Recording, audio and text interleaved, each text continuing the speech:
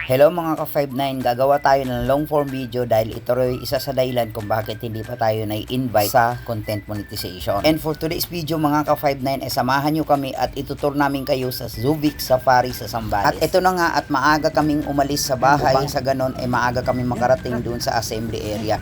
At ito nga at struggling kami sa pagsakay ng tricycle sapagkat walang nagmamaneho para ihatid kami doon sa paradahan ng mga bus. Ayan, try natin.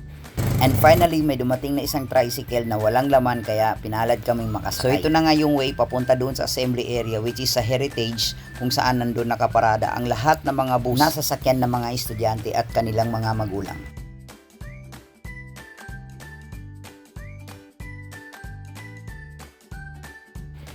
So since buong pamilya na kami sumama dito kay Bunso, akala mo naman hindi na ito field trip kundi outing na ng pamilya. Sama si Mami, si Ate Farah, ako. Ayan, tatlo talaga yung kasama niya.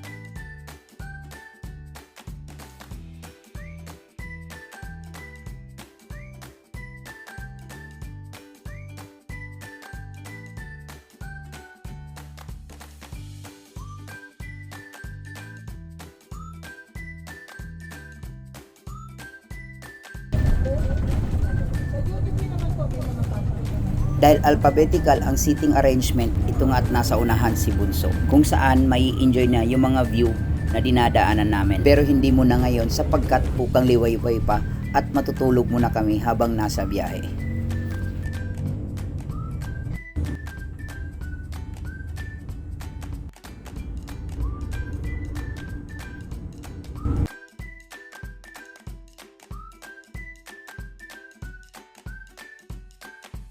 Dahil lumitaw na ang napakagandang sikat ng araw, ito at naghanap ng pagkain si Bunso, kaya syempre pinaghandaan namin ito.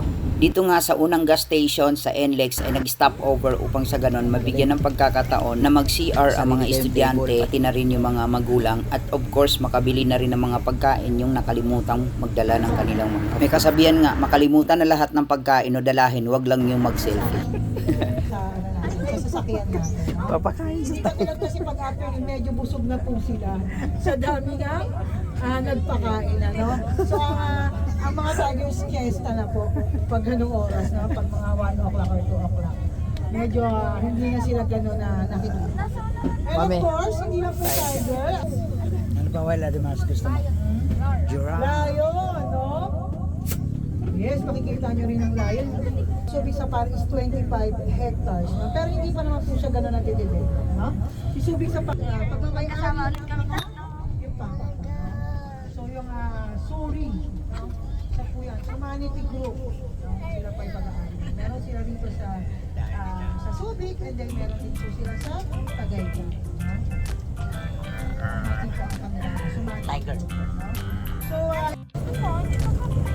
Oo nga.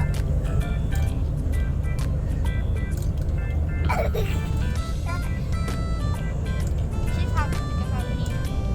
No, she's happy because it's her first time at Subic Safari at the fire camp.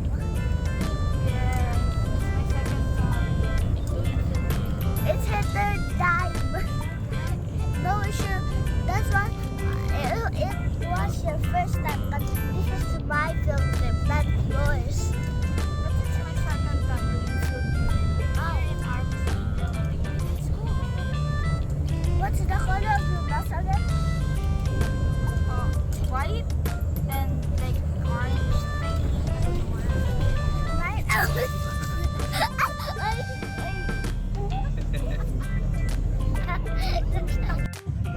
Dito at habang nakikipagkulitan si Bunso sa kanyang ate, lumipat si Mami sa aking upuan.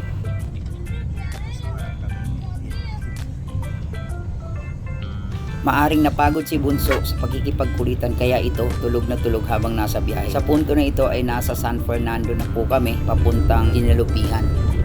Itong landmark na ito yung tunnel papuntang Subic ay nagpapahiwatig na malapit na tayo sa Subic. Dati ito isang butas lang, no? So ngayon nadagdagan na sa kabila para maiwasan yung mga posibleng hindi inaasahan na pangyayari.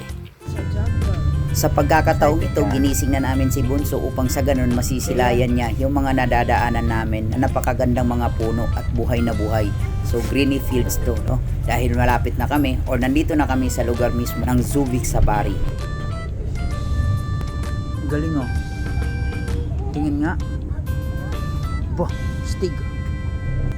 Napakaganda rito at napakalamig sapagkat makikita natin ayan oh, buhay na buhay yung mga puno at hindi pa kalbo, no, yung bundok. So napakaganda at napipreserve yung nature. Kukuha po tayo ng tour guide.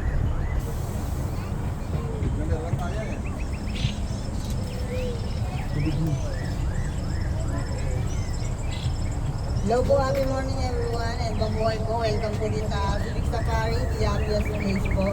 The first and only Tiger Safari here in the Philippines. Ako po pala magiging tour guide niyo po today. For the meantime, bitinin ko muna kayo ng part 1. Hopefully magkita-kita po tayo sa part 2 kung saan masisilayan natin ang nasilayan ni Bunso na iba't ibang uri ng mga animals. See you po sa part 2. Thank you!